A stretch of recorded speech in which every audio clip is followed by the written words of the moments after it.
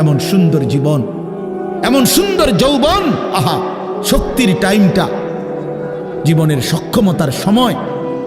ছোটবেলা তো ভাইয়া দুর্বল, বৃদ্ধ বয়সটাও দুর্বল। তোমাদের অনেক কিশোর নওজোয়ান একজনের গায়েও চাদর নাই, কিন্তু মুরব্বী সবগুলোর গায়ে চাদর। দেখো চাকায়া, এই চাচারা তো আমার সব পরিচিত চাচা। অর্থ হইল এই বৃদ্ধের এই দুর্বলতা তাকে চাদর গায়ে দিতে বাধ্য করেছে। তার শরীরে শীতের অনুভূতিটা বেশি, ঠিক কিনা বলেন না কেন? কিন্তু তোমরা নওজোয়ান, তোমাদের অধিকাংশ কারো গায়ে চাদর নাই। তোমরা দেখো ভাইয়া, আমার গায়ে কোনো চাদরই নাই। তাইলে বুঝাইতে চাইলাম এই শক্তির সময় যৌবন। যুবক চাইলে পাহাড় কাইটা সমান করতে পারবে, যুবক চাইলে সাগর নদী মাটি দিয়ে ভরাট করে দিতে পারে। একটা এলাকার যুবক ছেলেরা যদি চায়, সবার হাতে হাতে মদের বোতল পৌঁছাই দিতে পারবে।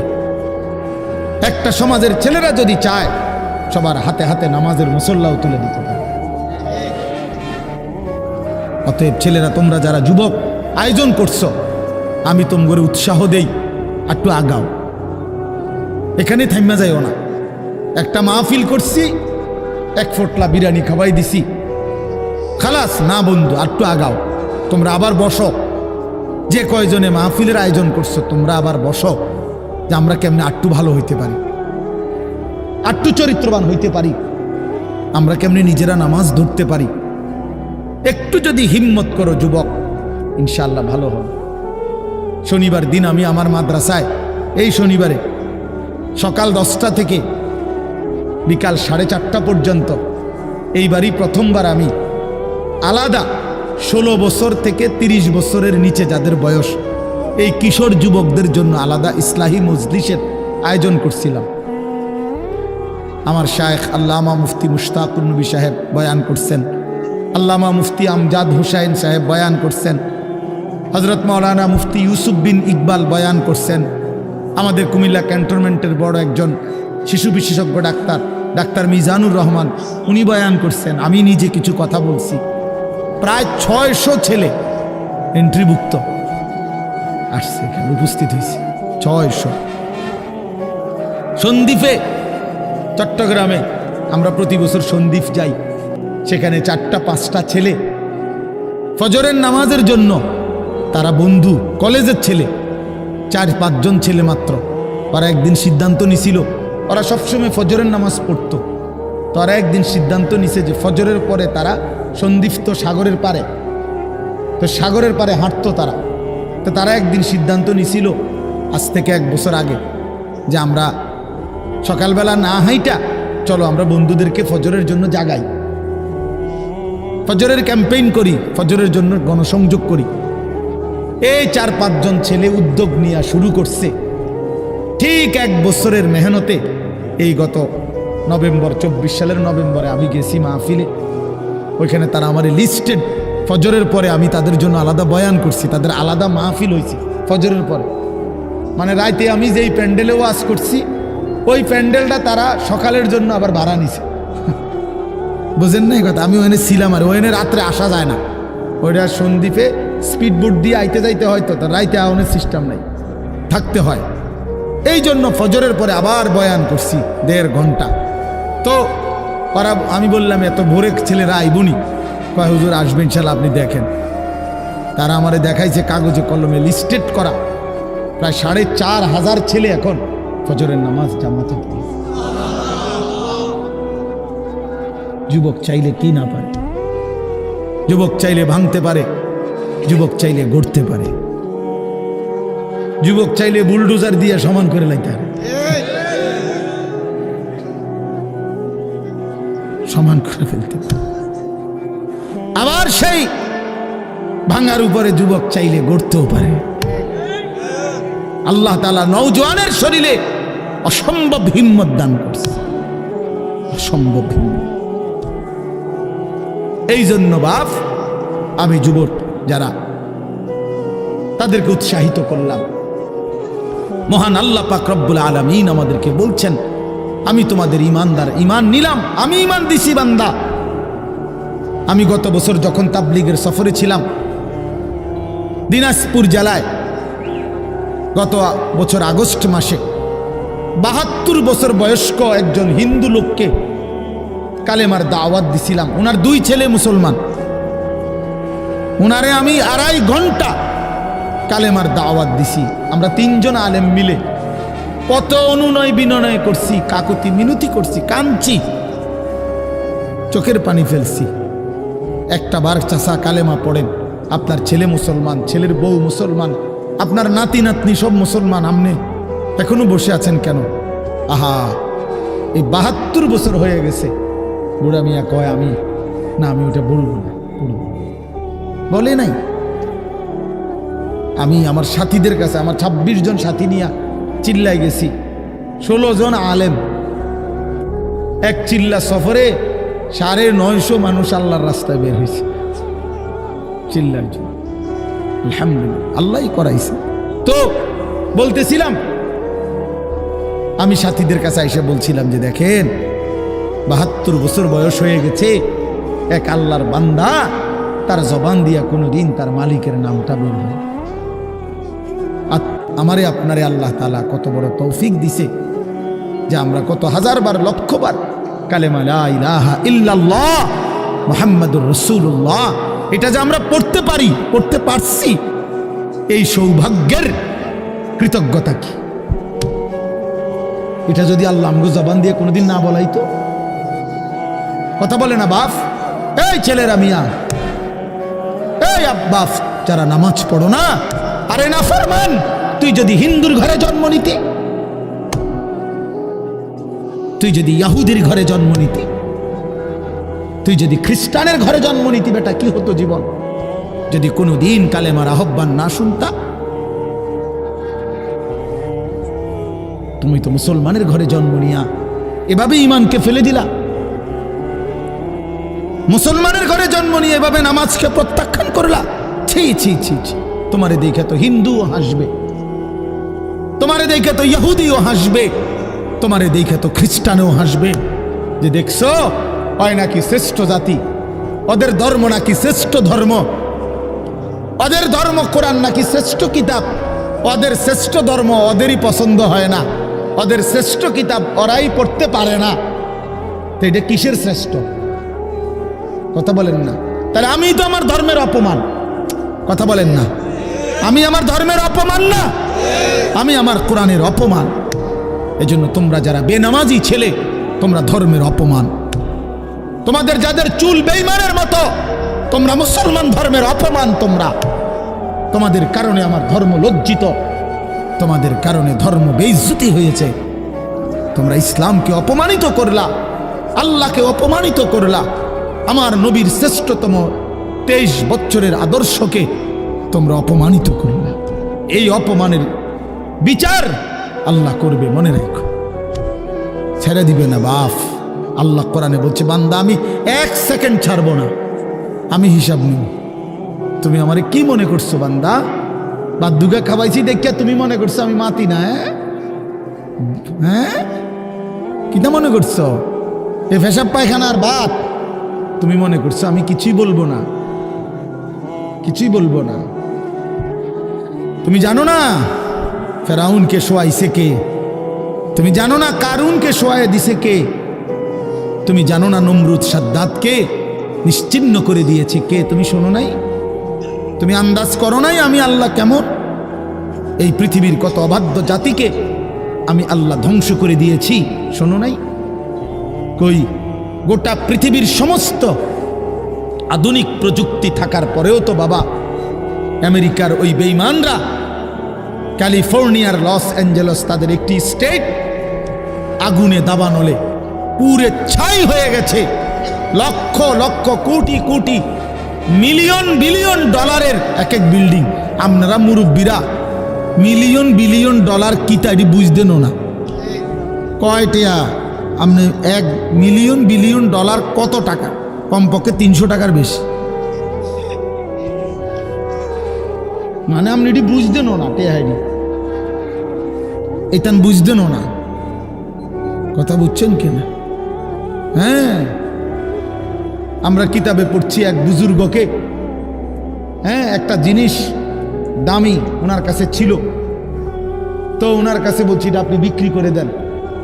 কত মূল্য? উনি বলছে 100 দিরহাম, 100 টাকা। তখন উনি যখন বিক্রি করে দিছে, ওনারে 100 দিরহাম দিছে, তো অন্য কেউ ওনারে পরে বলছে, হায় হায় জনাব, আপনি তো বহুত বড় ঠকছেন, মাত্র 100 টাকা দাম চাইলেন, এটার দাম তো আরো অনেক। তো উনি বলছেন, আল্লাহর কসম, 100 টাকার উপরে, 100 দিরহামের উপরে কোনো সংখ্যা আছে? আমার তো এটা জানা নেই, আমার তো এর উপরে কিছু জানা নাই। আমার মেজো বোনের বিয়ে যখন হয়েছিল, মেজো বোন, আমি তখন প্রাইমারি শেষ করে মাদ্রাসায় ভর্তি হয়েছি, এই সময় আমার বোনের বিয়ে হয়েছে। তো বোন জামাই যখন ওই আগে ছোটবেলায় বিয়ের দিন বোন জামাই যখন আসছে, তখন শরবত খাওয়াইছি যে গেইটে নাকি, তখন কিছু টাকা দিতে হয় না, যে শরবত খাওয়ায় তারে। তো আমারে 100টা টাকা দিছে উনি প্রথম। তো এগুলা নাকি ওনার কাছে আরও টাকা ছিল, তো এগুলোকে ওই আর একটু সাফাসাফি করলে আরও দেয়, আরও কিছু দেয়, না মানলে আরও দেয়, এমনি এমনি নিয়ম ছিল। আমার 100 টাকা দিছে, আর এটা দেখে আমি একটা দৌড়ে আইয়ালাইছি। আমার পুরা মনে আছে, একেবারে কসম, আমার পুরো এখনো মনে হইলো আর এই কথাটা। আমার একেবারে আমার ভাই, চাচাতো ভাইটাই বা অন্যরা এত দমকাইছে, বেউকুফ, 100 টাকা লইয়া দুধ দিয়ে আইয়ালাইছ। আমি বলছি, আমি তো আসলে এর চাইতে বেশি টাকা জীবনে আর দেখি নেই।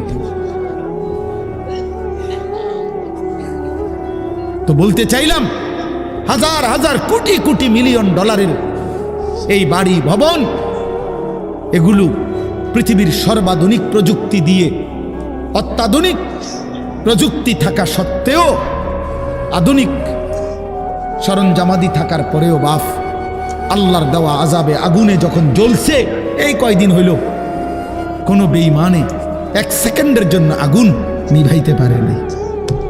14,000 ফায়ার সার্ভিস কর্মী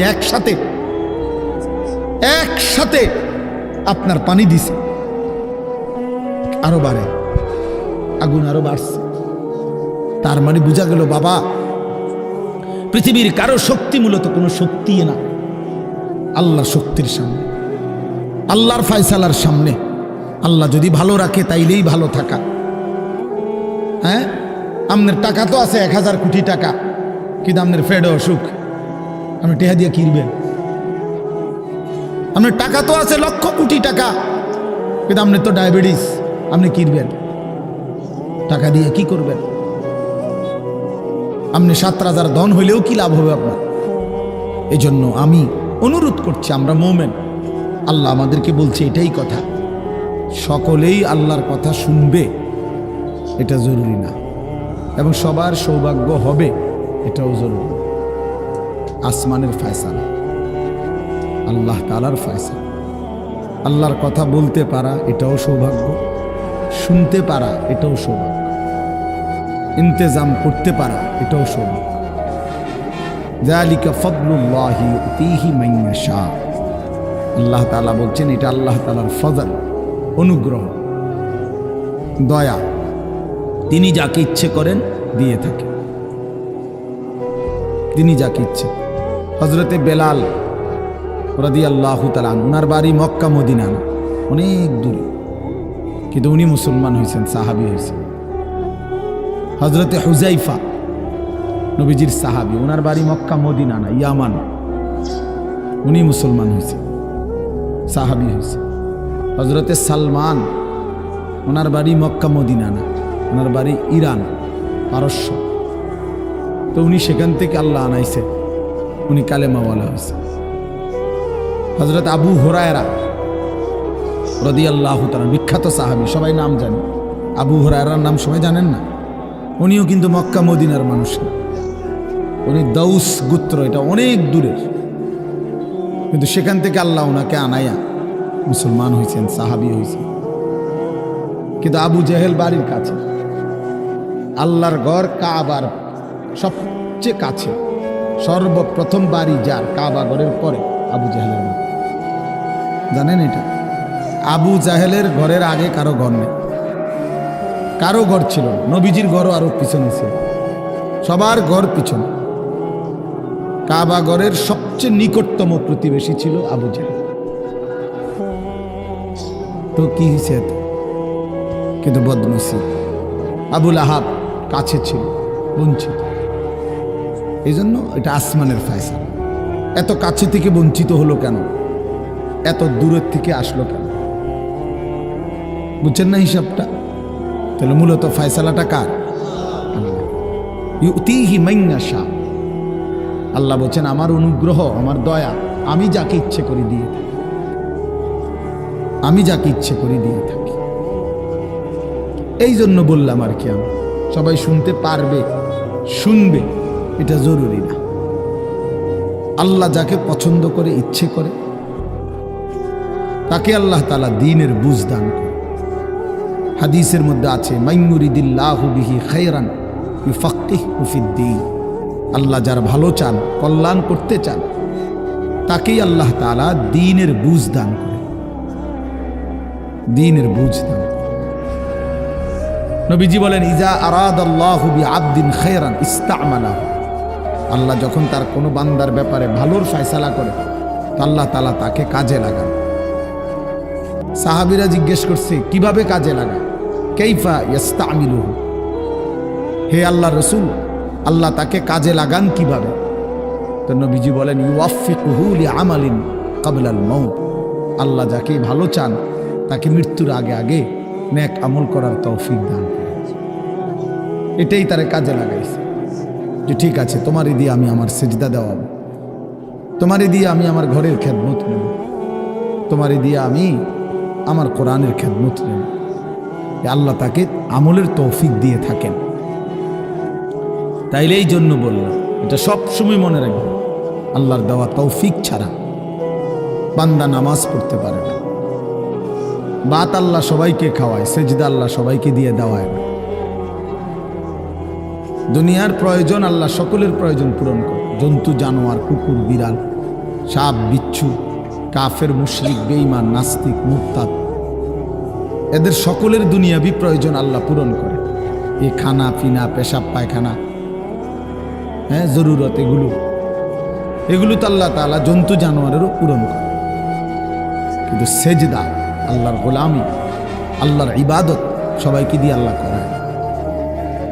আল্লাহ যাকে পছন্দ করে, ইচ্ছে করে, তাকেই আল্লাহ তাআলা তার দ্বীনের জন্য কাজে লাগায়, আল্লাহর ইবাদতের তৌফিক দান করে। এই জন্য এটা সবসময় মনে রাখতে হবে। নবী সাল্লাল্লাহু আলাইহি ওয়াসাল্লাম দোয়া করতেন যে আল্লাহ আমার ইবাদত, আপনার ইবাদত সুন্দরভাবে করার জন্য আপনি আমারে সাহায্য করেন। আপনি সাহায্য না করলে হবে না, আপনি তৌফিক না দিলে হবে না। আল্লাহুম্মা লা মানিআ লিমা আ'তাইত। আপনি দিলে বাধা দিবে কে? আপনি না দিলে দিবে কে? আপনাকে বাদ দিয়ে কারো কোনো চেষ্টায় কি লাভ হবে? কোনো লাভ হবে। এই জন্য এটা অনেক বড় ইহসান, আল্লাহ তাআলার দয়া। আল্লাহ যাকে পছন্দ করে, ইচ্ছে করে, দয়া করেন। আল্লাহর ইচ্ছা হয় আল্লাহ তাকে কোরআন পড়তে দেয়, দ্বীন মানতে দেয়, আল্লাহকে সেজদা করতে দেয়। আর এমনি বাকিদেরকে আল্লাহ খাওয়ায়, পড়ায়। এটা একটা কমন ব্যাপার। আল্লাহ তাআলা বলছেন আমি অনুগত অবাধ্য সবাইকেই খাওয়াই। কাফের মুশরিক বেঈমান কারো রিজিক দুনিয়াবি আমি আটকাই না। এই জন্য আল্লাহ তাআলা ফেরাউনকেও রিজিক দিছে, মুসা নবীকেও রিজিক দিছে না? নমরুদকেও রিজিক দিছে, ইব্রাহিম আলাইহিস সালামকেও রিজিক দিছে। আল্লাহ তাআলা আবু জেহেল আবুল আহাবকেও রিজিক দিছে, নবী সাল্লাল্লাহু আলাইহি ওয়াসাল্লামকেও রিজিক দিছে। তাহলে দুনিয়ার প্রয়োজন সকলের পূরণ করছে, সকলের। কিন্তু আখিরাত সমান না, আখিরাত ভিন্ন। আখিরাত শুধুই ইমানদারের। পরকালের সুখ শান্তি নিয়ামত শুধুই ইমানদারের, শুধুই সেজদাওয়ালার। কোরআন শরীফে আছে আল্লাহ তাআলা বলবে কুলু ওয়াশরাবু হানিআম বিমা কুনতুম তা'মালুন। আমার বান্দা বিগত জীবন দুনিয়াতে যে আমল করছো তার বিনিময়ে আজকে জান্নাতে খাও, পান করো, ওগুলোর বিনিময়। কুলু ওয়াশরাবু হানিআম বিমা আসলাফতুম ফিল আইয়ামিল খালিয়া। আল্লাহ বলেন, জান্নাতীকে বলবে, বান্দা নিশ্চিন্তে আরামসে দুনিয়ার জীবন যে তুমি নেক আমল করেছো তার বিনিময়ে আজকে আরামসে নিশ্চিন্তে নির্বিঘ্নে আমার জান্নাতে খাও এবং পান করো। জাযাআম বিমা কানু ইয়ামালুন। আল্লাহ তাআলা বলেন, জান্নাতের এই নিয়ামত বান্দা তোমাকে দিলাম কিসের বিনিময়ে? জাযাআম বিমা কানু ইয়ামালুন। ওই যে দুনিয়ায় আমল করেছিলে তার বিনিময়। এ তোমার সেজদার বিনিময়, এ তোমার রুকুর বিনিময়, এটা তোমার জিকিরের বিনিময়, আমার গোলামের বিনিময়, আমার বন্দিগির বিনিময়। এই জন্য আখিরাত শুধুই মুমিনের জন্য, পরকাল শুধুই ঈমানদারের জন্য। এই জন্য আল্লাহ তাআলার তৌফিক ছাড়া বান্দা আমল করতে পারে না, নামাজ পড়তে পারে না, সেজদা দিতে পারে না।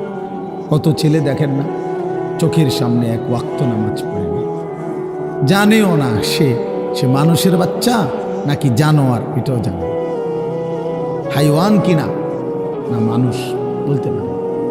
কে পাঠাইলো, কেন পাঠাইলো, কে সৃষ্টি করলো, কেন সৃষ্টি করলো, কি জন্য আসলো, কিচ্ছু জানে, কিছুই জানে না।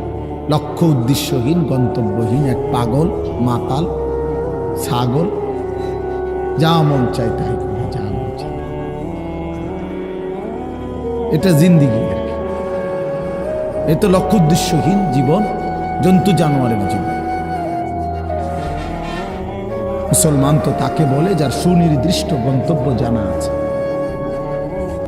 ইমানদারের গন্তব্য জানা আছে যে আমার গন্তব্য কোথায়, আমার এটা হায়াত, এরপরে আমার মৃত্যু, কবর, এরপরে আমার হাসরের মাঠ, এরপরে আমার মিজান হিসাব, এরপরে আমার ফুলসেরাত, এরপরে আমার জান্নাত। আমার টার্গেট জানা আছে, আমার গন্তব্য জানা আছে। আমি থামবো সেদিন, জান্নাতে যাব যেদিন। আমার টেনশন দূর হবে সেদিন, আমি জান্নাতে ঢুকবো যেদিন। ওয়াকালুল হামদুলিল্লাহিল্লাযী আযহাবা আন্নাল হাযান। কোরআনুল কারীমের মধ্যে আছে, আল্লাহ তাআলা বলেন, জান্নাতি বান্দা জান্নাতে ঢুকে বলবে, আল্লাহ আপনার প্রশংসা করছি, আজকেই আমার চিন্তা পেরেশানি জীবনের তরে শেষ হলো। আজ আমি জান্নাতে ঢুকলাম, এবার আমি নিশ্চিন্ত হলাম, নিশ্চিন্ত হলাম, আর কোনোদিন এই জান্নাত থেকে বের হতে হবে। আল্লাহ তাআলা বলছেন, আর কখনোই এখান থেকে বের হইতে হবে না। খালিদিনা ফিহা আবাদা, চিরস্থায়ী। চলেন বাপ, এই জন্য বললাম নিজেদের ছেলে, নিজেদের মেয়ে, নিজেরাও ইনসাফের সাথে ভাইবেন যে আপনি আখিরাত চিনেন কিনা। আপনার ছেলে মেয়েগুলো যেই জীবন পরিচালনা করতেছে, এতে কি মনে হয়, এতটুকু আন্দাজ করা উচিত যে আমার ছেলে আসলে আখিরাত চিনে কিনা, আমার ছেলের সামনে কোনো গন্তব্য আছে কিনা, নাকি এই মোবাইল, নারী, ছবি, জিনা, ব্যভিচার, মদ, জুয়া, নাচ, গান, উলঙ্গ দৃশ্য, হালাল হারামের কোনো বাজ বিচার নাই, পাক নাফাকের কোনো বাজ বিচার নাই, লজ্জা শরম হায়া কিচ্ছু নাই। যখন যা যা মন চায় খাইতেছে, হ্যাঁ, যা মন চায় তাই করতেছে। তো এই খামখেয়ালি জীবন, যখন যা মন চায় তাই, হালাল হারাম, জায়েজ না জায়েজের জীবন, যার পার্থক্য নাই। আল্লাহ তাআলা কোরআনে বলছে তার উদাহরণ হলো ফামাসালুহু কামাসালিল কাল, কুত্তার মতো। হ্যাঁ, কোরআন শরীফের আয়াত। ওই জীবন কুত্তার জীবন, কুকুরের জীবন। এই জন্য আমি সবসময় এটা বুঝি, বেনামাজির জিন্দেগি কুত্তার জিন্দেগি। এই ফজরের নামাজ না পড়ে যে জানোয়ারগুলো ঘুমায় থাকে, এগুলা কুকুরের জিন্দেগি। খালাস। এই সুদখোরগুলো যে জিন্দেগি কাটায়, এগুলো কুকুরের জিন্দেগি। এই হারামখোরগুলো যে জীবন কাটায় এটা জানোয়ারের জীবন। কোরআন শরীফের আয়াত এটা। ওয়াত্তাবাআ হাওয়াহু ফামাসালুহু কামাসালিল কালব। আল্লাহ বলছে মনের ইচ্ছা মতো যে চলে, আল্লাহর হুকুমের পরোয়া করে না, হালাল হারাম এর পার্থক্য যে মানে না, আল্লাহ বলছে তার উদাহরণ কামাসালিল কালব, কুত্তার মতো, কুকুরের মতো। ইন তাহমিল আলাইহি ইয়ালহাস আও তাতরুকহু ইয়ালহাস। আল্লাহ বলছে কুকুরের স্বভাব, দৌড়ানি দিল জিব্বা লম্বা করে হাঁফায়, ছেড়ে দিল দাঁড়ায়া দাঁড়ায়া জিব্বা লম্বা করে হাঁফায়, জিব্বা লম্বা করে হাঁফায়, এমন করে। এই কুকুরের স্বভাব। পেলেও অতৃপ্ত, না পেলেও অতৃপ্ত, থাকলেও অশান্তি, না থাকলেও অশান্তি। কারণ হারাম করছে, নাফরমান যে, আল্লাহর অবাধ্য যে, পাক নাফাক, হালাল হারাম, যার কাছে সুদ আর ব্যবসা একই রকম মনে হয় সে কি মানুষ নাকি?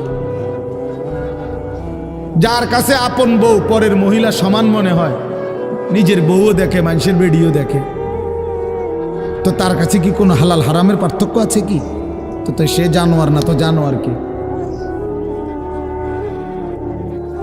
সে জানোয়ার না তো জানোয়ারটা কে? তাইলে বলে ইনসাফের কথা বলে, নাহলে বিচারে কর কি কয়। এই জন্য এটা সবসময় মনে রাখবেন, জওয়ান হন আর বুড়া হন, আমি হই আর আপনি হন, হালাল হারামের পার্থক্য যার মধ্যে নাই, কুকুরের মধ্যে কোনো হালাল হারামের পার্থক্য নাই, কুকুরের মধ্যে পাক নাফাকের কিছু নাই, কারণ যেহেতু সে জানোয়ার। কিন্তু মানুষ যে ইনসান, তার সৃষ্টিগত সত্তার মধ্যে হালাল হারামের অনুভূতি থাকতে হবে। মুসলমান তাকেই বলবে যার মধ্যে জায়েজ না জায়েজের পার্থক্য আছে, হালাল হারামের অনুভূতি আছে, পাক নাফাকের অনুভূতি আছে। কোরআনুল কারীমে আল্লাহ তাআলা এটা বলছেন। এজন্য নবীজি বলছেন আল হালালু বাইয়িন ওয়াল হারামু বাইয়িন। যেটা হালাল এটা স্পষ্ট, যেটা হারাম এটাও স্পষ্ট।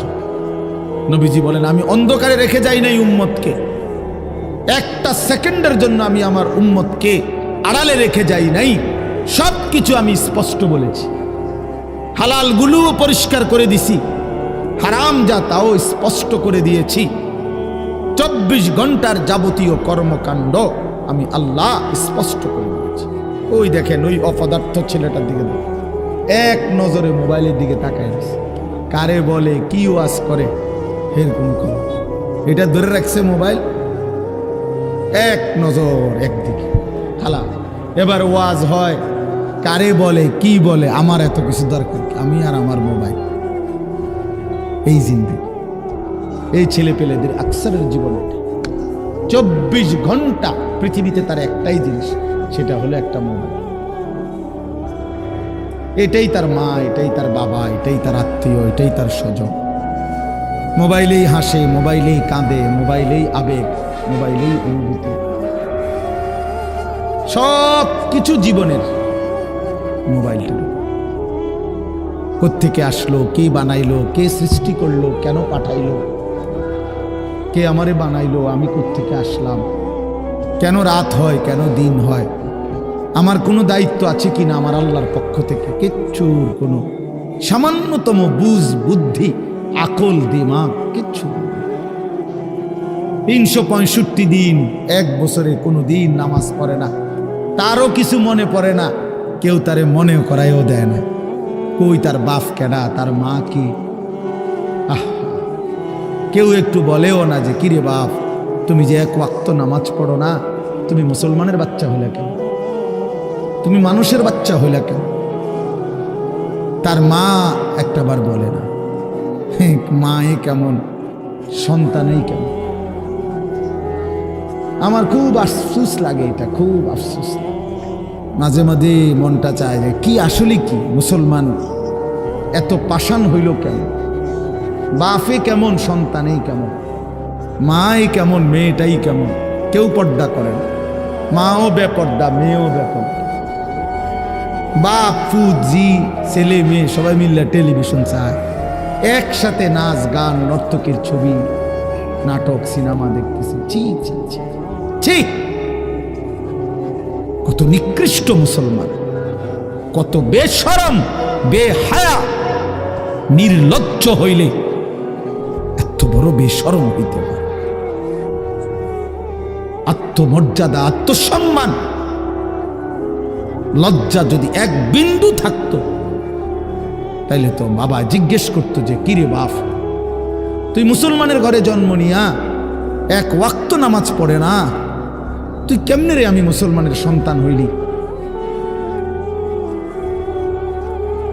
তুই মুসলমানের ঘরে সন্তান হইলি কেমন? আরে এইটা তো আগে বোঝাপড়া করার বিষয় ছিল। তোর বিদেশ, তোর চাকরি, তোর দাখিল, তোর এসএসসি বেড়া এডি বাদ দে বেড়া, থো বেড়া এডি পরের কথা বেড়া। আগে তুই মুসলমানের বাচ্চা কিনা আগে এটা বল বেটা। তোর নামাজের বোঝাপড়া কর আগে বেটা। কিসের তোর বিদেশ, আবার কিসের তোর দেশ? তোর চাকরি দিয়ে আমি করব কি? তোর ব্যবসা দিয়ে আমি করবো কি? তোর উপার্জন খাইয়া আমি করবো কি বেটা? তুই তো হারাম কর, তো নাফরমান। এতটুকু যদি বিবেক বাবার না থাকে, সেটা কেমন বাপ, এ কেমন অভিভাবক, এ কেমন মুসলমান মা বাবা যাদের হৃদয়ে এই কথা আসলো না? আপনার তো উচিত ছিল আগে এই বোঝাপড়া করা। আগে ছেলের সাথেই বোঝাপড়া করেন। তুই মুসলমানের বাচ্চা কিনা আগে এটা বল। মুসলমানের বাচ্চা 16 বৎসরে এক ওয়াক্ত নামাজ ছাড়া থাকে কেন?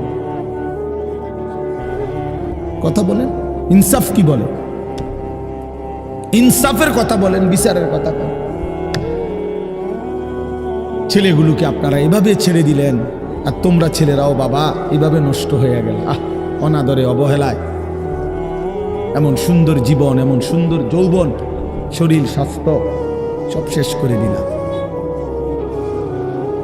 একবারও মনে পড়লো না তোমারও তো শেষ আছে বাপ। রাত যেমন ভোর হয়, দিন যেমন রাত হয়, তোমারও হায়াতও একদিন শেষ হয়। প্রতি ঘন্টা মিনিট সেকেন্ড যায় মানে তোমার হায়াত যায়, আমার হায়াত যায়, ঠিক না? তো আল্লাহ আমাদেরকে বুঝ দান করেন। এজন্য বাপ আমরা ভাবা উচিত, আমাদের এটা ফিকির করা উচিত। এ ছোটরাও বড়রাও মাঝ বয়সীরাও, এত লাগাম ছাড়া মানুষ হয় না। মুসলমানের জীবন এত বড়, জন্তু জানোয়ারের মতো হওয়ার কথা না বাবা। হ্যাঁ, গুনাহ হইতে পারে, গুনাহ আমারও আছে, আপনাদেরও আছে, গুনাহ হইতে পারে, হবে। সেটা হলো হুঁচট খাওয়া। মানে চলার পথে আমি 10 কিলো পথ হাঁটলাম, আমি 30 কিলো পথ গেছি এক জায়গা থেকে আরেক জায়গায়। তো এই চলার পথে হয়তো একবার আধবার পড়ে যাইতে পারি, পিছলা খাইতে পারি, ঠিক আছে, এটা হইতে পারে। কিন্তু আমি বুঝি 30 কিলোমিটার একেবারেই ফিরে রইলাম, পিছলা খাইয়া রইলাম, তাহলে ভুল আমার হইতে পারে, গুনাহ আমার হইতে পারে। আমার 6 মাসে কোনোদিন নামাজ ছুটে যাইতে পারে। আমি জীবন চলার পথে কখনো কাউকে রাগ করতে পারি, গালি দিয়া লাইতে পারি, এটা তো হওয়া স্বাভাবিক, হইতে পারে। কিন্তু লাগাতার প্রতিদিন একরকম, এটা মুসলমান? কথা বুঝছেন কিনা আমার? আপনি বুঝি এখানে প্রত্যেকদিন মিশা কথা কইবেন, আপনি বুঝি প্রতিদিন সুদ খাইবেন, আপনি বুঝি প্রত্যেক দিন ওজনে কম দিবেন, এটা বুঝি মুসলমান? আপনি বুঝি একদিনও নামাজ পড়তেন না, আপনি বুঝি 365 দিনে কোনোদিন ফজরের নামাজ পড়তেন না, এটা মুসলমান? তো এটা তো হুচট খাওয়া না, এটা তো গাদ্দারি, এটা তো ইচ্ছা করে ঠান্ডা মাথায় ধীরে সুস্থে ভেবে চিনতে আল্লাহর সাথে গাদ্দারি করতেছে, আল্লাহরে বুড়া আঙ্গুল দেখাইতেছে যে দেখো কইলা কেন সেজদা দিতাম না, চাই কিতা করতাম। আল্লাহ বলবে অসুবিধা নাই বান্দা, বাতে না খাও, আর তো বেশি কিছু না, দুগা খানাই তো খাও আর ঘুম যাও, খানা তো কুত্তাও খায়। তবে মনে রাখো কবরে আইসো একটা লাথি দেওয়া ফেরেশতারে দিয়া, একটা লাথি, এক লাথিতে বুঝবা আমার নাফরমানির শাস্তি কি। কাল্লা সাউফা তা'লামুন সুম্মা কাল্লা সাউফা তা'লামুন। আল্লাহ বলে বান্দা কবরে আইসো, আমি বুঝায় দেব আমার নাফরমানির শাস্তিটা কি।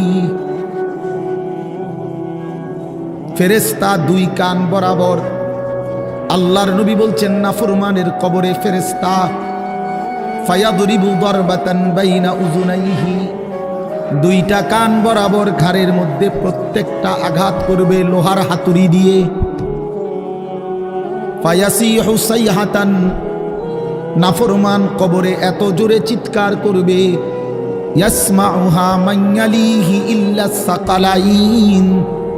আল্লাহর নবী বলেন দুনিয়াবাসী মানুষ এবং জিন ব্যতীত আল্লাহর সব সৃষ্টি ওই বেঈমানের কবরের চিৎকার শুনতে পাবে, এমন জোরে চিৎকার দিবে। একটা একটা আঘাত এভাবেই চলবে কিয়ামত পর্যন্ত, এভাবেই চলবে কিয়ামত পর্যন্ত।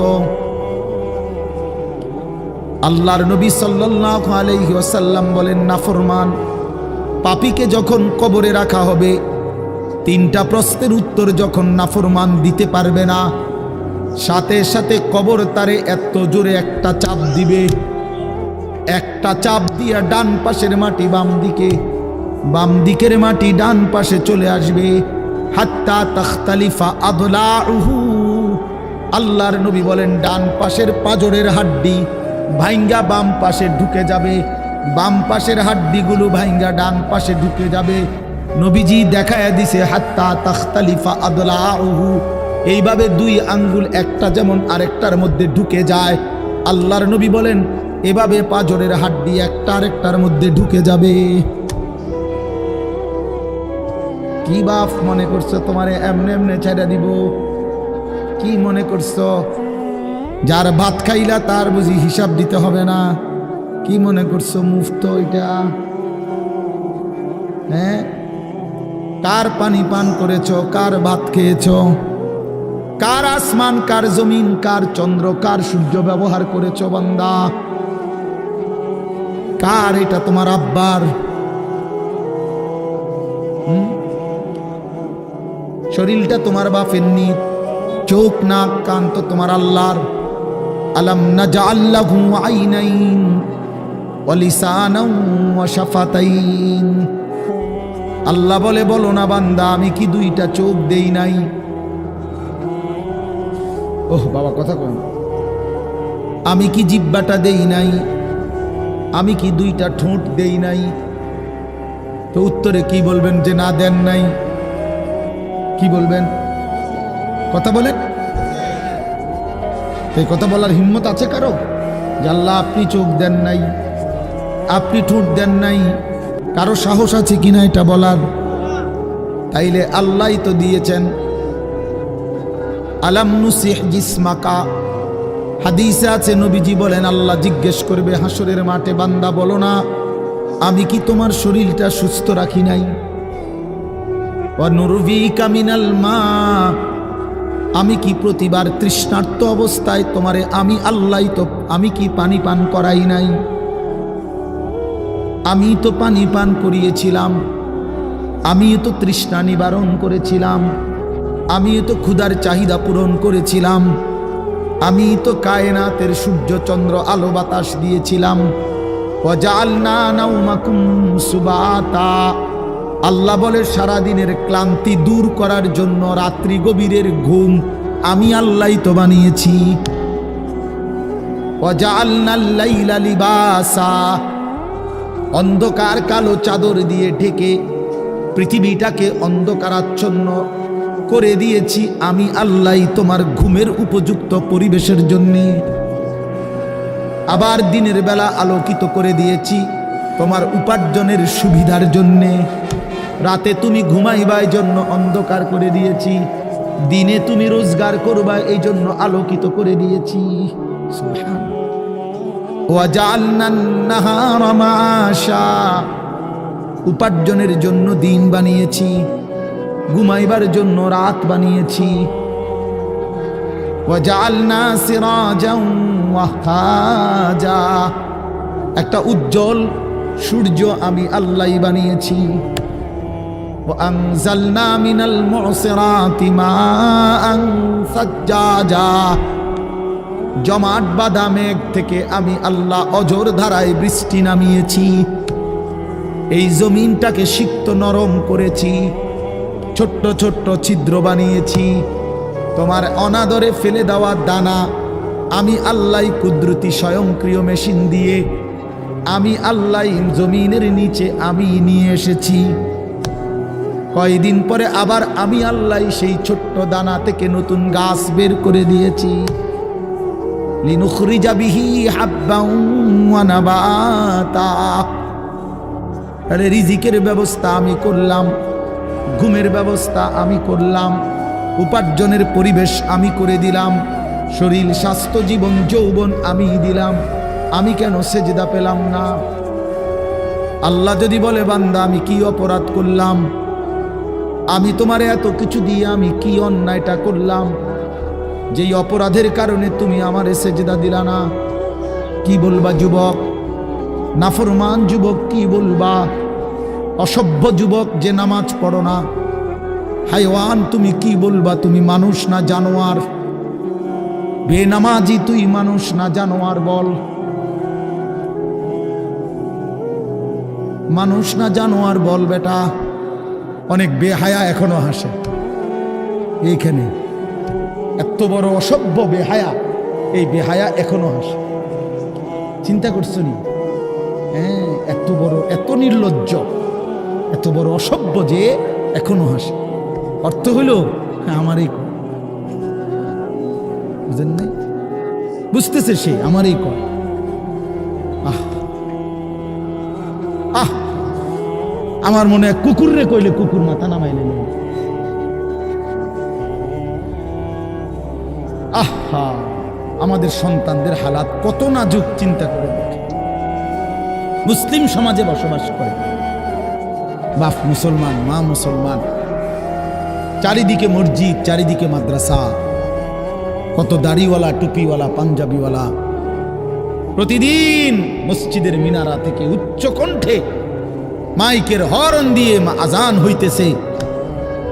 এত বেশি মাইক, হর্ন, মসজিদ, মাদ্রাসার পরিবেশের মাঝখানে থাইকাও এটা কত বড় গাদ্দার, কত বড় গাদ্দারা নাফরমান। এত সুন্দর চারদিকে মসজিদ, মাদ্রাসা, আলেম ওলামা, দাড়ি, টুপি, মাদ্রাসার পরিবেশের ভেতরে থাইকাও জানোয়ারে একটা সেজদা দেয় না। কত বড় নিকৃষ্ট জানোয়ার, চিন্তা করছে। এই বাপ, এমন সন্তান পাইলা কবরে যাই আফসোস ছাড়ার কিচ্ছু নেই। আজকে যদি এই আফ্রিকার জঙ্গলে থাকতো তাহলে হয়তো যে বাবা এত বড় আফ্রিকার জঙ্গলে ছিলাম যেখানে কোনো দিন কোনো আজান হয় নাই, যেখানে কোনো মসজিদ দেখি নাই, মাদ্রাসা দেখি নাই, আল্লাহ চিনব কোত্থেকে? আমি তো আফ্রিকার জঙ্গলের ভিতরে থাকতাম।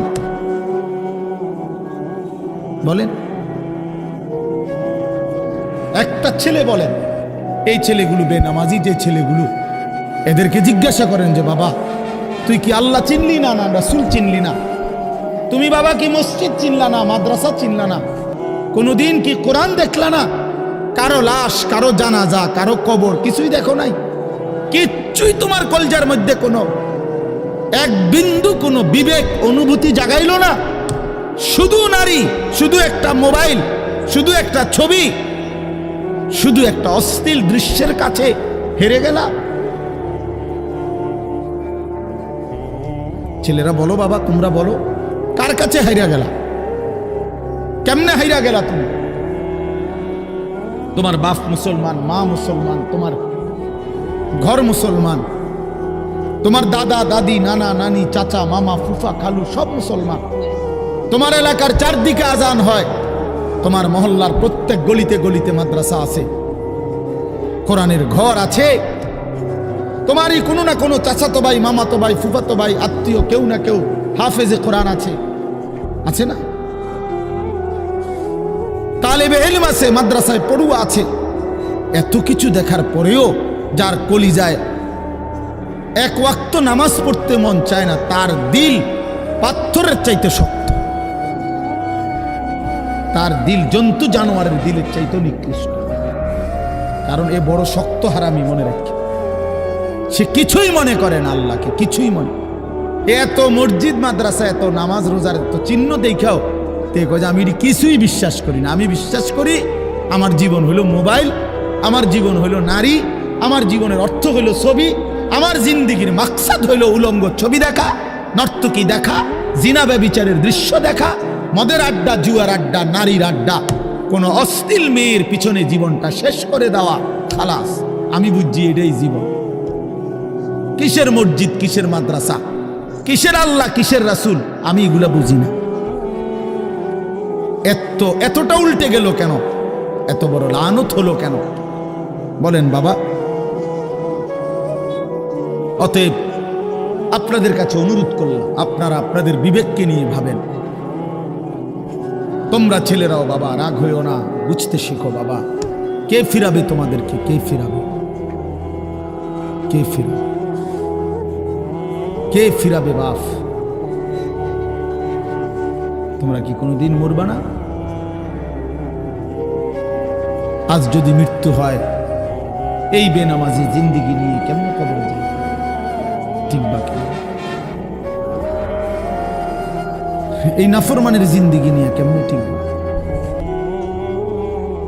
এই জন্য আমরা প্রত্যেকেই প্রস্তুতি নেই। যদি ভাবতে শিখি, বুঝি, সামান্য অনুভূতি জাগে, তাহলে এই অনুভূতিটাকে কাজে লাগাবার, একটা জনের গুনাহ মাফ করে নতুন করে নিজেকে আল্লাহর ইবাদত, ঈমান, আমলের দ্বারা সজ্জিত করার একটা শ্রেষ্ঠতম সিজন, মৌসুম আসতেছে, সেটা হলো মাহে রমজান। মাহে রমজান বড় বেশি সুযোগ আসতেছে। আল্লাহ যদি দয়া করে হায়াত দেয়, তো পিছনের সব গুনাহ মাফ করিয়ে নতুন সাজে নিজেকে সজ্জিত করার, আখিরাতের রঙে রঙিন করার, জান্নাতের রঙে নিজেকে গড়ে তোলার এক শ্রেষ্ঠতম মাস মাহে রমজান। রমজান মানে অন্য কিছু, রমজান মানে ভিন্ন কিছু। রমজান মাসে মানে নিজেকে বদলানোর মাস, রমজান মানে নিজেকে পরিবর্তনের মাস, রমজান মানে নিজেকে আখিরাতের রঙে রঙিন করার মাস, রমজান মানে আল্লাহ তাআলার মহব্বতে, রাসূলুল্লাহ সাল্লাল্লাহু আলাইহি ওয়াসাল্লামের মহব্বতে ডুবে যাওয়ার মাস। এটা আমাদের সামনে। আল্লাহ আমাদের জন্য রমজানের হায়াত ভিক্ষা দান করেন। আল্লাহ যেন আমাদের সকলকে রমজান পর্যন্ত পৌঁছিয়ে দেন।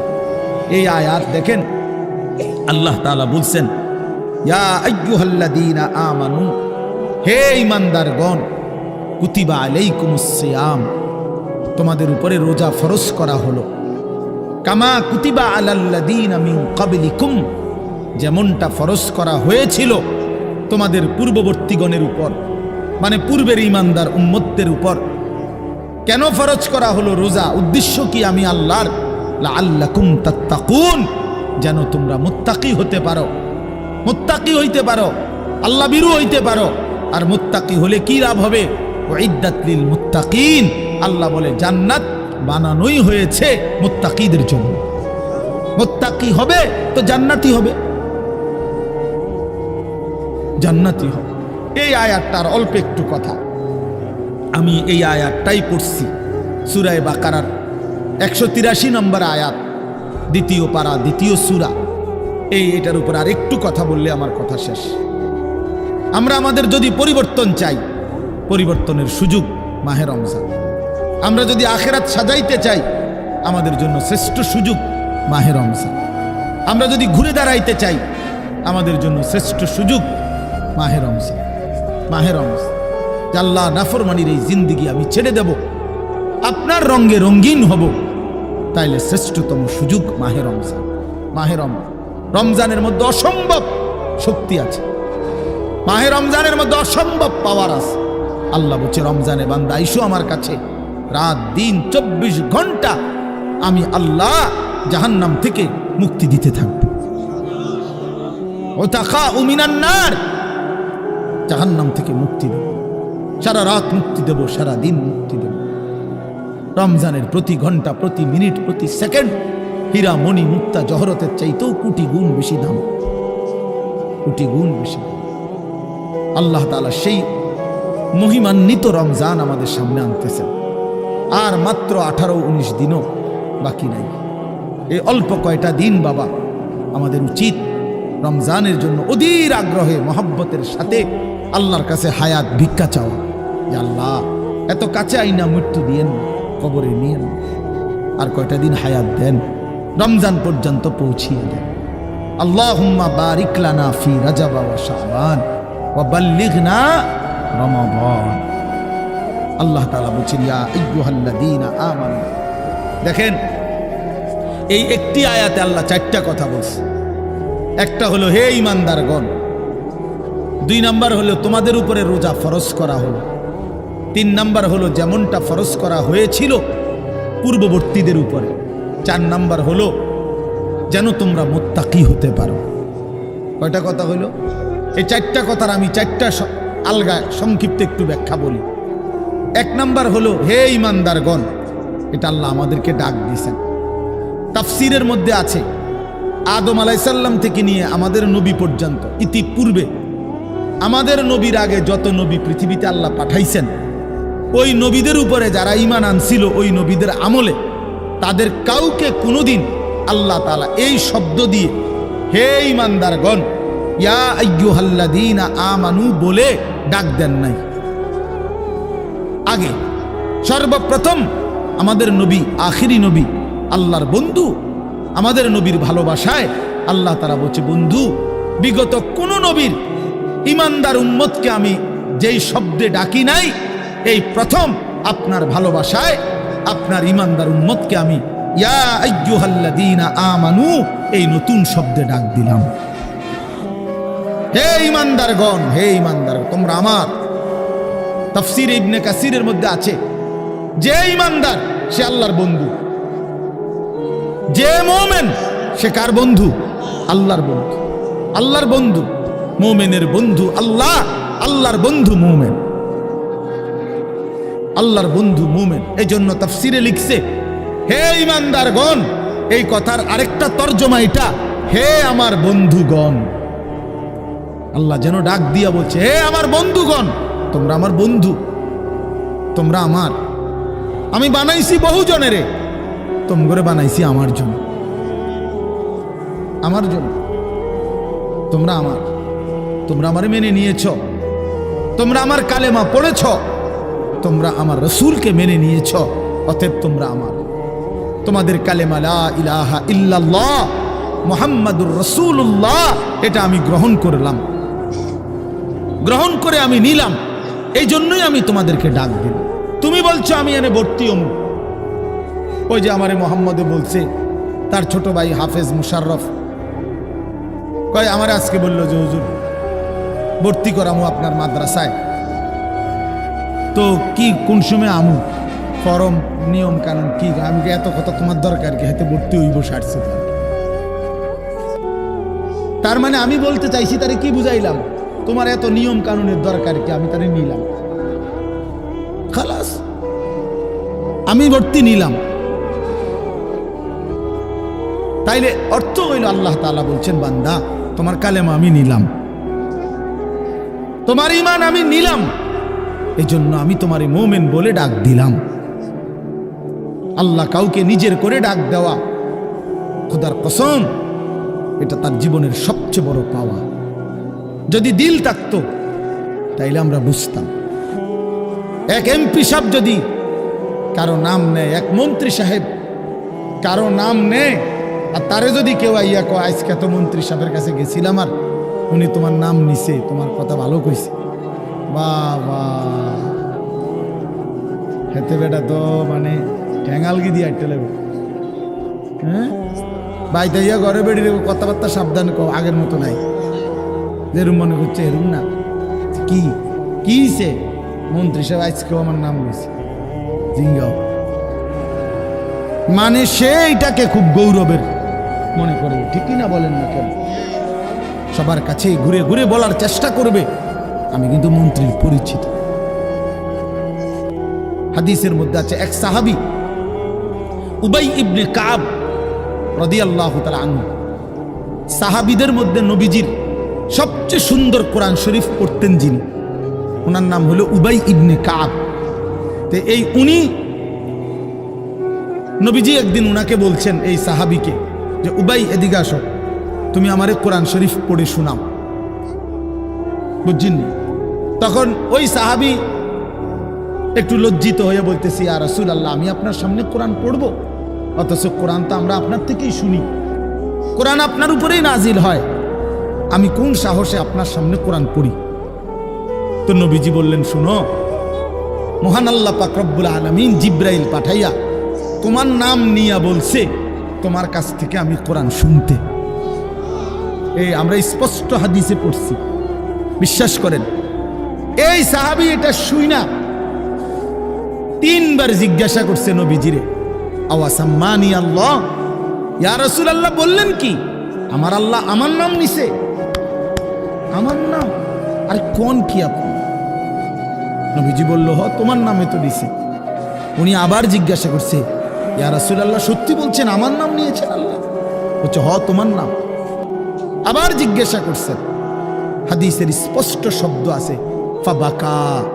3 বারের পরে এই সাহাবী খুশিতে আনন্দে চিৎকার করে কাঁদতে শুরু করছে আর বলতেছি, ইয়া রাসূলুল্লাহ, এক গোলামের কি পরিমাণ সৌভাগ্য, তার মুরিদ তার নাম নিয়েছে। তা আমরা আমাদের কালেমার কি পরিমাণ সৌভাগ্য, আমরা একবার বলেছি কালেমা, আল্লাহ আমাদেরকে ডাক দিছে, ইয়া আইয়ুহাল্লাযীনা আমানু, হে আমার কালেমা ওয়ালারা, আমরা আমার, তোমরা আমার, আমি তোমাদের ঈমান নিলাম, আমি তোমাদেরকে ডাক দিলাম। এক মুমিনের কি পরিমাণ খুশি হওয়া উচিত আপনি শুনেন। 29 নম্বর পারায় একটা সূরা আছে, সূরায়ে মুরসালাত। এই যে এর আগে একটা সূরা আছে, সূরায়ে দাহর, কোরআনুল কারীমের 76 নম্বর সূরা, 2 পৃষ্ঠাওয়ালা ছোট সূরা। এই সূরাটার মধ্যে জান্নাতের বর্ণনা সবচেয়ে সুন্দর, মানে জান্নাতের বর্ণনা হৃদয় কারা এই সূরাতে আছে। এই সূরাটা যেদিন নবীজির উপরে নাজিল হয়েছে, সেদিন নবীজির সামনে একজন কালো রঙের সাহাবী বসা ছিলেন। ওয়াইন্দাহু রাজুলুন আসওয়াদ, কালো একজন রঙের সাহাবী বসা ছিল, উনি বসা ছিলেন। এই সময় এই সূরাটা নাজিল হয়েছে, নবীজি উনাগরে শুনাইছে সূরাটা। তো এই সূরার মধ্যে জান্নাতের এমন হৃদয়গ্রাহী বর্ণনা।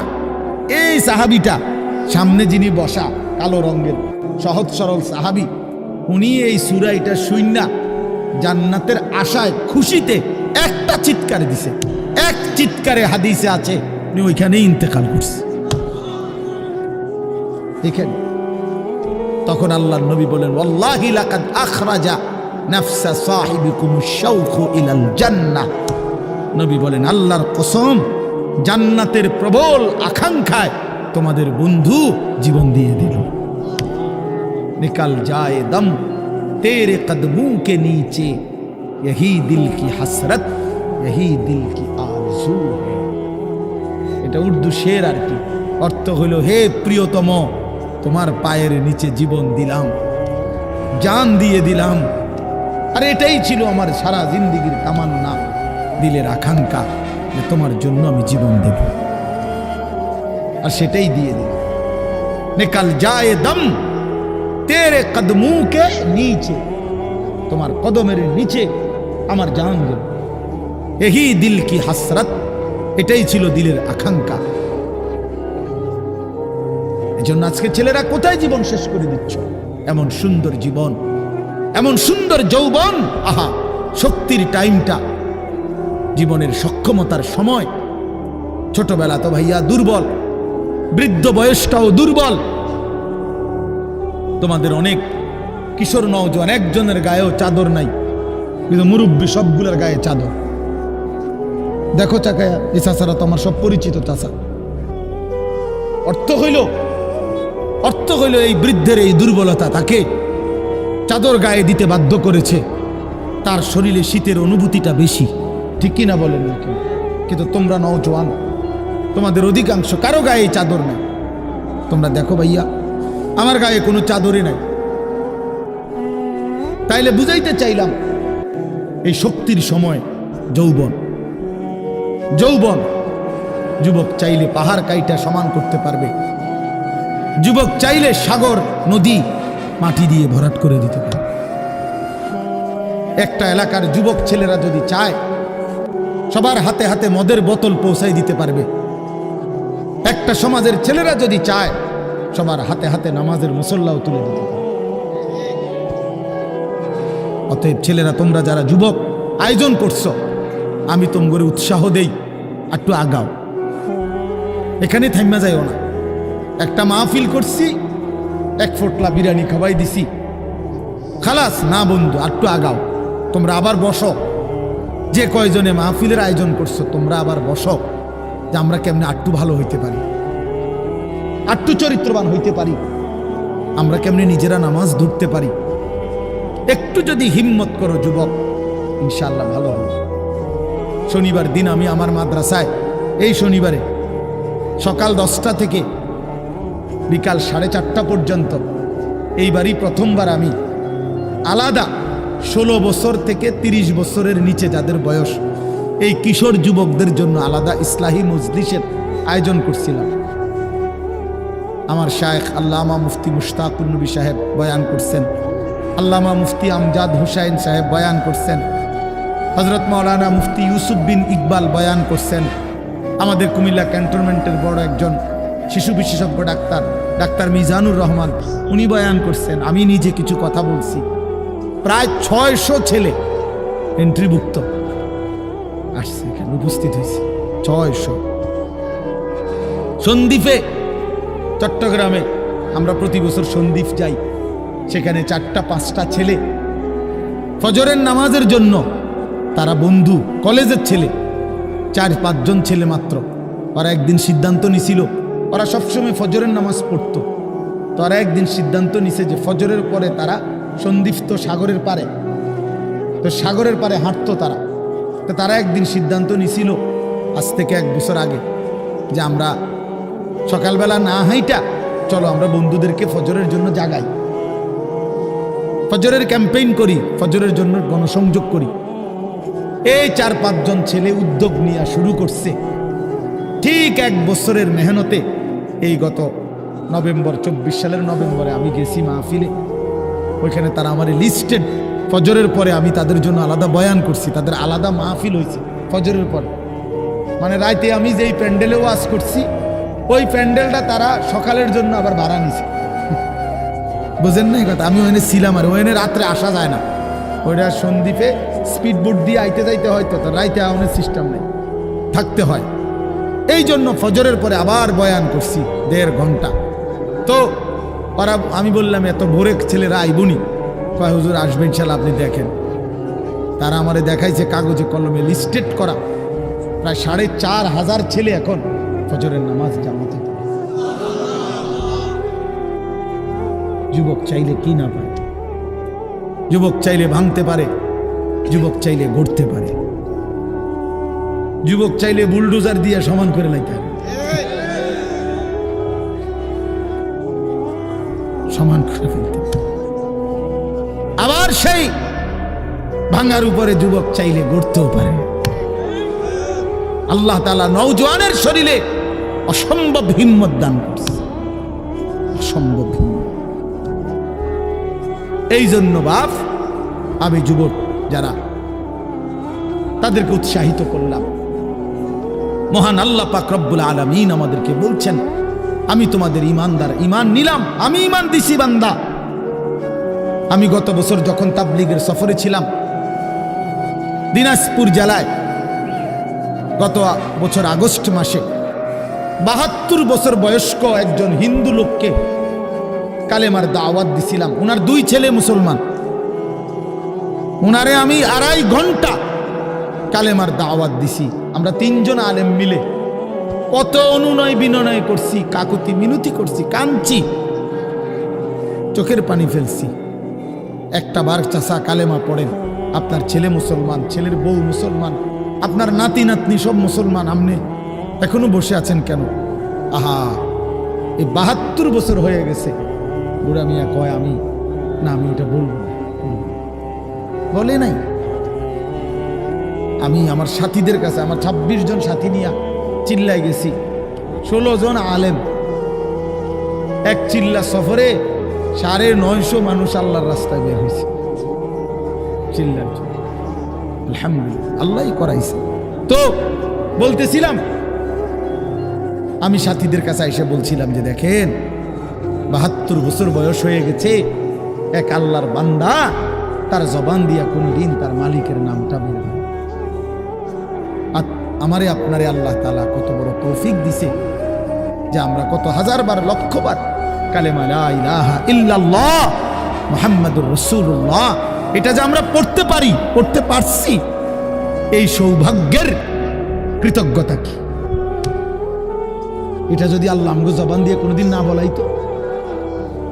কথা বলে না বাপ, এই ছেলেরা মিয়া, এই আব্বাস যারা নামাজ পড়ো না, আরে না ফরমান, তুই যদি হিন্দুর ঘরে জন্ম নিতি,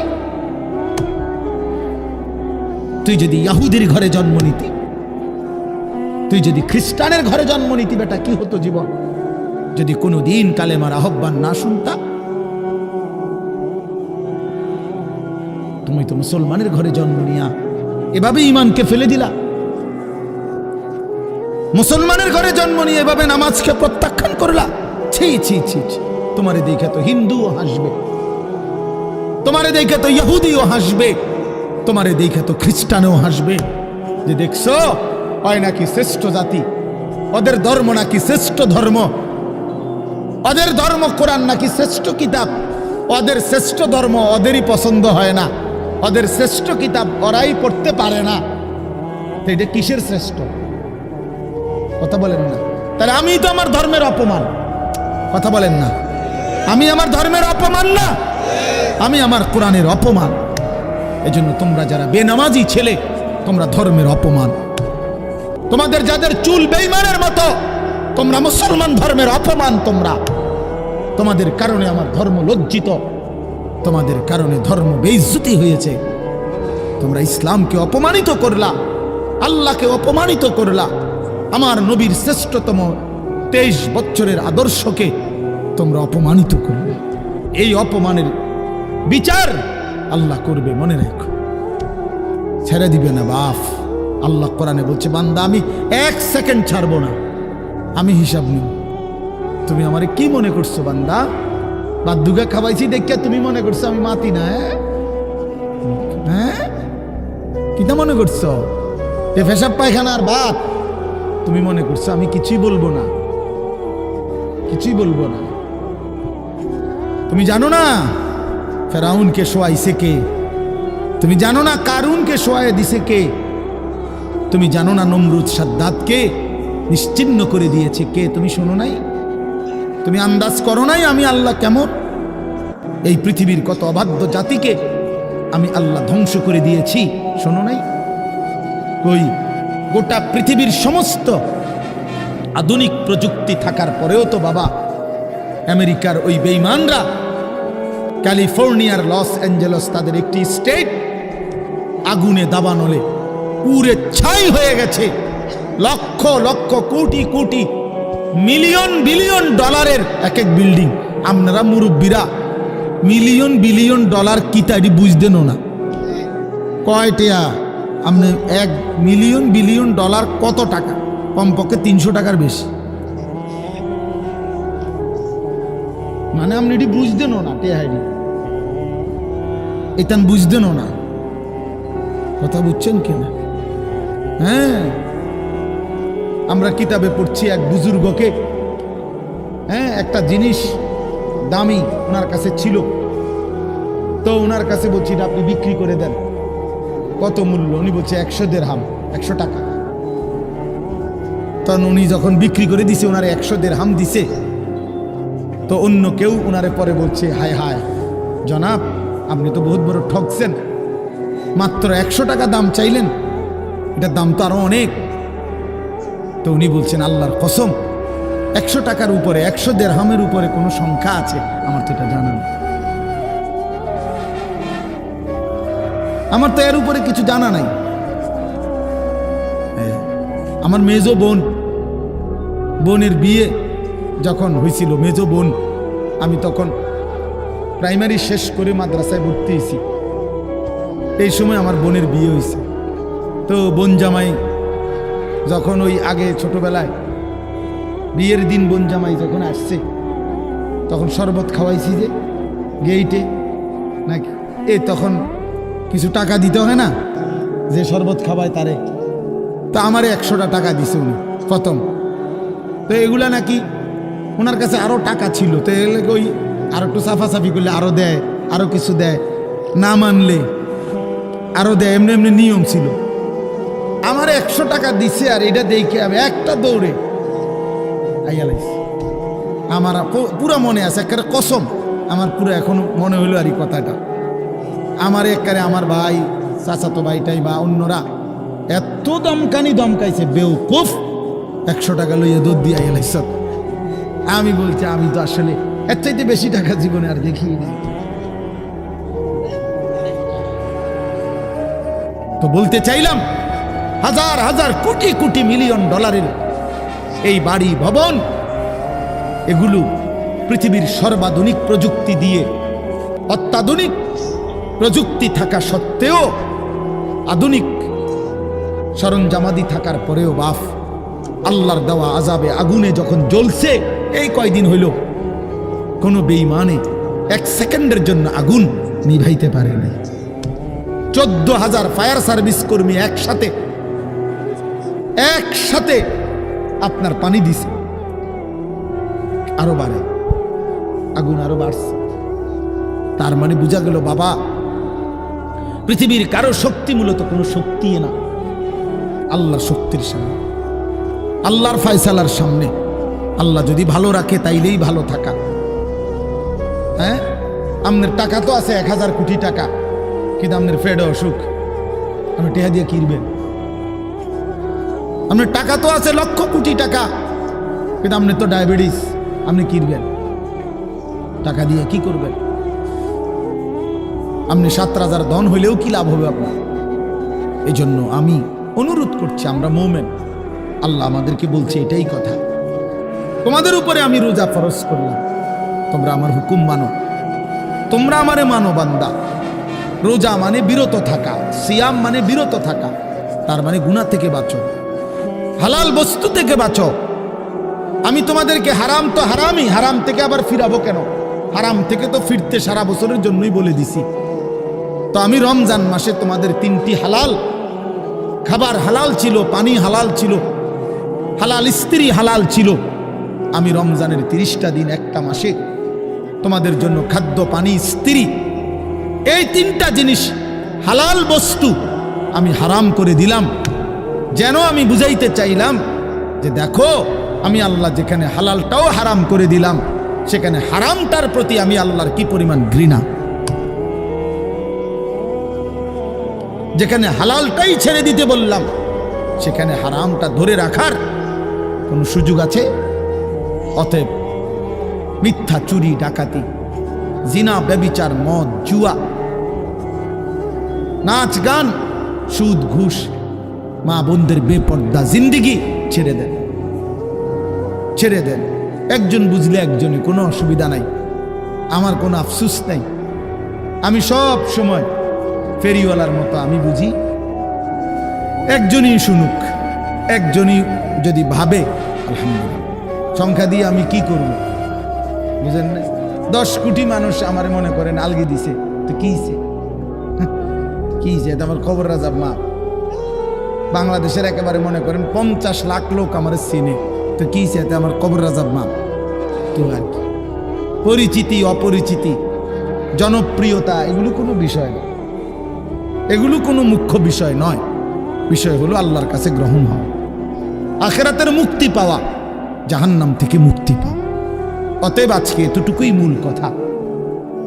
আমরা প্রত্যেকেই এটা ভাবি আমরা মুমিন। প্রিয় ভাই বলেন, আমরা এখানে যারা এখন বসছি রাত 12টা বাজে, আমার কথা শেষ, নীরবে একটা মিনিট ইনসাফের সাথে ছেলেরা বাবা বলো তুমি মুসলমান কিনা। না ছেলেরা আলাদা বলো বাবা কও তোমরা মুসলমান কিনা। প্রিয় বাপ বলো তুমি মুসলমান কিনা, তুমি মুসলমানের সন্তান কিনা। তাইলে তুমি সিদ্ধান্ত দাও আজকে। বয়স্ক যারা আছেন তারা আপনারা বসা থাকেন, কিন্তু তোমরা যারা 30 বছরের নিচে ছেলে, তোমাদের বয়স বুঝে শুনে ধোঁকা দিও না, আল্লাহর সাথে ধোঁকা করো না, আল্লাহর সাথে মস্কারি করো না। হাদিসের মধ্যে আছে এক লোক নবীজির সামনে বাম হাত দিয়ে খাইতেছিল, মুসলিম শরীফের হাদিস। নবীজি তারে বলছে ডান হাতে খাও, তখন সে বলছে আমি ডান হাতে খাইতে পারি না। নবীজি বলছে তাইলে আর পারবাও না। কসম আল্লাহর, ওই হাদিস আছে। সাহাবী বলে ওই লোক আর কোনোদিন ডান হাত মুখের কাছে আনতে পারে নাই, কারণ সে তো মূলত মিথ্যা বলছিল, অহংকার করে বলছিল। এই জন্য আমি অনুরোধ করছি, তোমরা যারা 30 বছরের নিচে আছো ছেলে বাবা, তোমরা দিল থেকে বুঝে শুনে তোমরা নিয়ত করে দাঁড়াও, যে এই কথার নিয়তে দাঁড়াও যার ভাল লাগে যে আমি ইনশাল্লাহ চেষ্টা করুম ফজর সহ 5 ওয়াক্ত নামাজ পড়তে। তুমি সিদ্ধান্ত নিয়ে বলো যে আমি চেষ্টা করব, আমি নারী ছবি, অশ্লীল দৃশ্য থেকে, মোবাইলের অশ্লীল ছবি থেকে নিজেকে বাঁচাইবার নিয়ত করলাম, সিদ্ধান্ত করলাম। আল্লাহ তৌফিক দিলেই তো পারবা, ঠিক কিনা বলেন না কেন? অতএব নিয়ত করে হিম্মতের সাথে যে আসলেই হুজুর আমি দিল থেকে বললাম, এই নিয়ত করে দাঁড়াও। যার ভাল লাগে দাঁড়াও, কোনো বাধাবাধকতা নাই, যার মন চায় দাঁড়াও, আমার কোনো জোরাজুরি নাই। বাকি তুমি দিল থেকে বলো, মন থেকে মনে নিয়ত করো, তোমার দিলে তুমি। কারণ তোমার কবর তোমার, আমার কবর আমার। তোমার ঘরে তুমি ফিরবা, আমার ঘরে আমি ফিরব। সবাই রাজি তো ইনশাআল্লাহ? আল্লাহ তাআলা তৌফিক দান করেন। বসো বাপ, আল্লাহ কবুল করে নেন। মনে করো ঠকবা না, মনে রাখো নামাজ পড়ে কেউ ঠকে না, না পড়ে ঠকে। গুনাহ ছেড়ে দিয়ে ঠকবা না, বরং গুনাহ ছেড়ে দিলে দামি হইবা ইনশাআল্লাহ। দামি হইও, নিজে দামি হবা, মনে রাখো দামি। একটা জিনিস শেষ মনে রাখো ছেলেরা, যে কোনো মূল্যে আমরা আলহামদুলিল্লাহ গোটা পৃথিবী নিয়ে আমাদেরও পড়ালেখা করা আছে। সারা পৃথিবীর হালাত আমরাও বুঝি কম বেশ। আমরা জেনারেল লাইনেও পড়ালেখা করছি, কুমিল্লা ভিক্টোরিয়া কলেজ থেকে মাস্টার্স পাস করছি, সরকারি আলিয়া মাদ্রাসা থেকে কামেল পাস করছি, কওমি মাদ্রাসা থেকে দাওরায়ে হাদিস পাস করছি। তাহলে মাটির তলে থাকি না, পৃথিবীর নিয়ে আমরাও গবেষণা ভাবি। কাজে সারা পৃথিবীর যেই পরিস্থিতি বর্তমান এবং আমাদের কোরআন সুন্নাহর যেই ভাষ্য, এই সবগুলো বিশ্বাস করো, একত্রে মিলাইলে এ কথা আমাদের কাছে একেবারে স্পষ্ট। আগামীর পৃথিবী ইসলামের পৃথিবী, আগামীর পৃথিবী কোরআনের পৃথিবী। মনে রাখো বললাম বাপ, তুমি দেখবা, তোমার হায়াতেই দেখবা ইনশাআল্লাহ। এখন যাদের বয়স এই 20, 25, 26, 28, যাদের বয়স 12, 15, তোমরা ইনশাআল্লাহ আগামীর ইসলাম দেখবা, কালেমার বিজয় দেখবা। তোমরা শুনবা যে ফিলিস্তিন বিজয়ী, তোমরা শুনবা সারা পৃথিবীতে কালেমার পতাকা উড়েছে, তোমরা শুনবা ইউরোপ আমেরিকার শক্তি নিশ্চিহ্ন হয়ে গেছে, তোমরা শুনবা ইসরায়েলের কুত্তারা পরাজিত হয়ে গেছে। সেদিন বুঝবা ইমানদারি দামি, সেদিন বুঝবা চরিত্রবান ছেলেটাই দামি, সেদিন বুঝবা নামাজি ছেলেটাই দামি। আর যারা চরিত্র নষ্ট করে ফেলেছ, তুমি ফালতু কোনো না কোনো সিফাত কুনাত পড়ে থাকবে। এই জন্য আমরা দয়া করি ইনশাআল্লাহ প্রত্যেকেই আমরা ইনশাআল্লাহ নামাজ পড়বো তো ইনশাআল্লাহ।